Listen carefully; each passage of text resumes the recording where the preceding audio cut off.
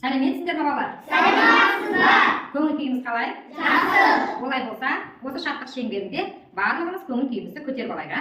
Біз қандаймыз, шұғылалы қандаймыз, күлімдеген күлмейміз, жабырқауды білмейміз, дос болайық бәріміз, жарасып тұр сәніміз, қайырлы күн достарым, қайырлы күн ұстазым. Олай болса, біз қазір хан талапай ойын ойнап жүрейік, а? Сол арқылы мына жердегі асықтың түстеріне қарай өз тобымызды белгілейміз. Және асық түстеріне қарай қай шар қай топта орналасқан, сол жерге барып отырамыз. Жарайды ма балалар? Иә. Ал, 1, 2. Балалар, қазір қай сабақ? Қазақ тілі, иә? Олай болса, біз бүгін осы жаңа ғана ойын арқылы бөлінген 3 топта жұмыстар жасайтын боламыз. Үйге не тапсырма берілді? 9-шы. Одан айта қойды. 9-шы жаттығу. 9-шы жаттығу. 9-шы жаттығуда балалар, тақтаға қараңыздар. Көп нүктенің орнына керекті сөздерді қойып, өлеңді көшіріп жазуымыз керек. Жазып келдік бәріміз? Иә. Олай болса, бірінші топтан ислам оқып Өс балам өсе бер, батыр бол, паулан білекті, батыл бол, таймас жүректі, аяғыңды созайық, саусағыңды жазайық. Тамаша балалар. Балалар, ислам тапсырманы дұрыс орындаған ба? Иә. Олай болса, исламға біз тапсырманы орындаған үшін асық берейік. Келесі топта кім оқиды? Өс балам өсе бер, батыр бол, паулан білекті, батыл бол, таймас жүректі, аяғыңды созайық, саусағыңды жазайық. Өс балам өсе бер, батыр бол, палуан білекті, батыл бол, таймас жүректі, аяғыңды созайық, саусағыңды жазайық. Тамаша, рахмет. Балалар, үй тапсырмасын тексеріп болдық. Енді біз бүгінгі сабақты пысықтап алайық. Бүгін сіздерге серпілген сұрақтар дайындап келдім. Әр топ өзіне берген сұраққа жауап береді. Бірінші сұрақ. Сөз таптарын ата. Бірінші топ жауап береді. Кім жауап береді? Сөз аттары зат есім, сын есім, сан есім, етістік есім. Тамаша, жарайсың Нұрайым. Балалар, келесі екінші топқа сұрақ. Зат есім дегеніміз не? Кім жауап береді? Кешен жауап береді екінші топтан. Зат есім, заттың атын білдіретін сөздер. Өте тамаша. Еркежан тамаша жауап берді. Келесі топ. Үшінші топтың сұрағы зат есімнің сұрақтары қандай? Нұрмұрат жауап берсін. Зат есімнің сұрақтары қандай? Не, нелер, кім, кімдер? Тамаша жауап. Балалар, бізде соңғы сұрақ зат есімге мысалдар келді. Біз бұл сұрақтың жауабына байланысты мен саған, сен маған ойын ойнайды. Мен қазір сендерге доп лақтырып зат есімнің сұрақтарын қоямын. Сендер маған жауап бересіңдер. Кімдер? Ұшқыштар. Не? Ойыншық. Кім? Қашкер. Кімдер? Аталар. Нелер? Қарыздар. Тамаша, бүгін ойынға қатысқан оқушылар барлығына мен қазір асып таратып беретін боламын. Балалар, біз жаңа сабағымызды бастамас бұрын жаңа сабақтың тақырыбымен танысалайық. Ол үшін маған әр топтан 2 оқушыдан келіп, мына жердегі сурет атауларын атайды және сұрақ қояды. Нелер, ешкілер. Келесі Таржан. Қайсы суретке жауап бергің келеді? Кім мұғалім? Тамаша. Келесі Марғұлан. Нелер, аюлар. Тамаша. Келесі Алина. Айта ғой Алина. Не? Қатты айта ғой. Тамаша. Зымыран. Арсен. Не, ірімшік. Тамаша жауап балалар. Келесі Келжанерге.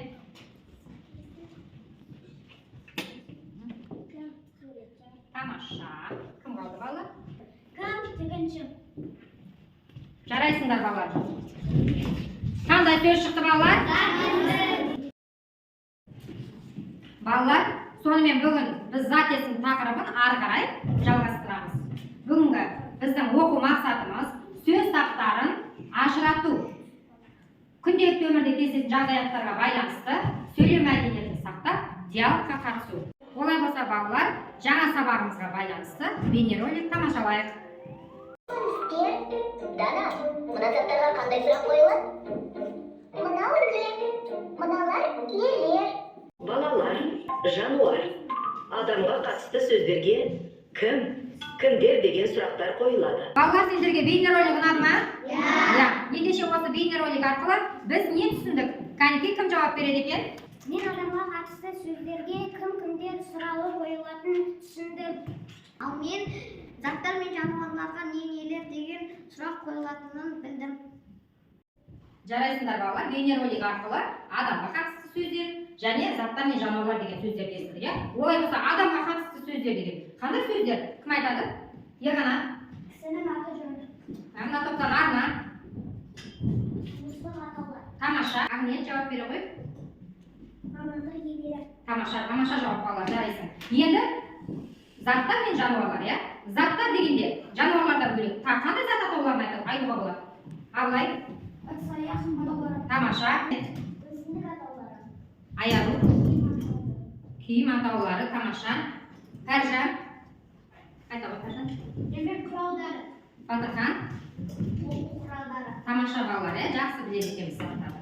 Сонымен балалар, бүгін біз адамға қатысты сөздерге кімдер, заттар мен жануарларға нелер деген сұрақ қойылатынын білдік.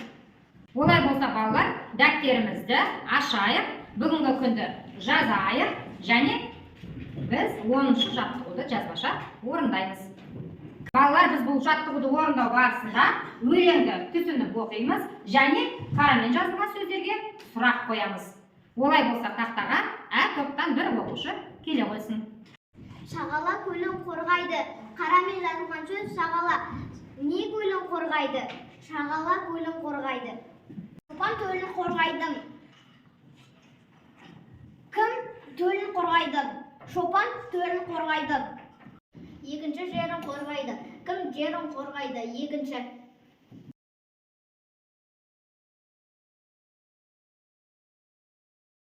Балалар жаттығу орындап қолымыз салған болар, олай болса көңілді үзіліс жасайық. Әке толғау күйіне арақты жаттығу жасаймыз. Кәнекей қаламсабымыз дайын ба?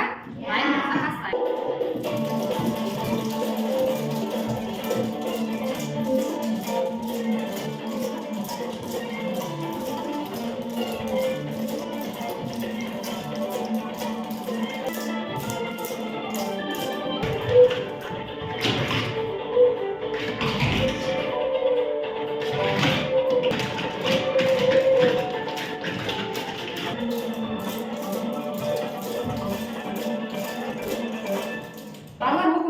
Келесі тапсырма бізде 11-ші жаттығу.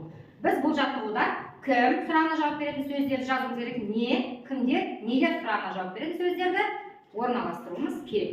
Мен қазір бұны жұптық жұмыс ретінде сендерге таратып беремін, жұп бойынша орындайсыңдар. Балалар, біздің келесі тапсырмамыз 12-ші жаттығу. Біз бұл жаттығуда зат есімдерді тауып, оларға сұрақ қоюымыз керек. Ол үшін біз алдымен мына өлеңді тыңдайық.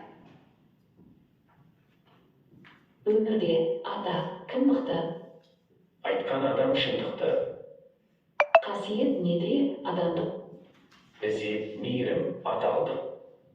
Өмірде не ең жаман? Сақтай алмау елді аман. Балалар, біздің оқулықта осы өлең берілген екен. Біз осы өлеңді тыңдау арқылы кімді таныдық? Өте тамаша. Осы Ақбалай балалар жаңашылдық пен жасампаздық екен. Мінекей, біздің қазақ жеріне жаңалық алып келгені ең алғаш мектеп ашқан ағартушы ұстаз Ыбырай Алтынсарин, жаңартқысы келген қазақ елін. Балалар, Ыбырай Алтынсариннің қандай шығармаларын оқыдық, қай шығармаларын білеміз? Ислам? Балалар оқалық. Ерғанат? Өнер білім барысында. Тамаша. Арна? Бір уыс мақта. Оқымысты бауа. Батырхан? Ұмырсқаның қанағаты. Өте тамаша, жарайсыңдар балалар. Осы өлеңнің ішінен біз қазір зат есімдерді табамыз. Және ішіне сыртына әдісі арқылы ішкі жағына кім сұрағына, сыртқы жағына не сұрағына жауап беретін сөздерді жазамыз. Ол топ ретінде орындалады. Барлығымыз бір жерге жинақталайық.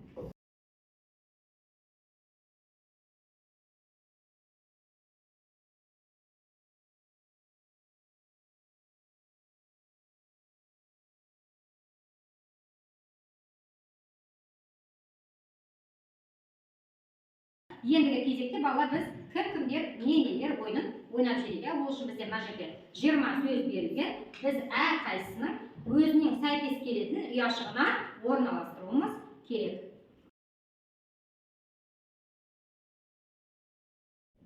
Балалар, ойын аяқталды. Ендеше біз өзіміздің орындаған тапсырмамыздың дұрыс-бұрыстығын тексерейік.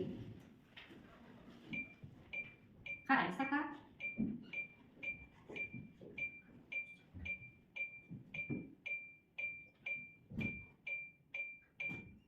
Жарайсыңдар балалар, барлық тапсырма дұрыс орындалған екен. Сонымен балалар, бүгін қазақ тілінен қандай тақырып өтті? Біздің бүгін түсінгеніміз, адамға қатысты сөздерге қандай сұрақ қойылады екен? Кімге? Заттар мен жануарларға қандай сұрақ қойылады? Нелер? Өте тамаша балалар, жарайсыңдар.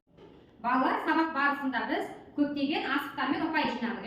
Олай болса қазір алған асықтарымызға қарай, өзіміздің жауаптарымызға қарай өзімізді өзіміз бағалаймыз. Мына білім класты карточкасы қолдарға таратып беремін. Сендер әркім өзіңді сол арқылы бағалайсыңдар. Және де сабақ соңында біз білім қоржыны кері байланысын орындаймыз. Яғни жақсы, өте жақсы түсіндім деген оқушылар жасыл асықты таңдап қоржынға саламыз. Жақсы түсіндім деген оқушылар сары асықты, әлі де ізденуім керек деген оқушы қызыл асықты алып қалташаға салады.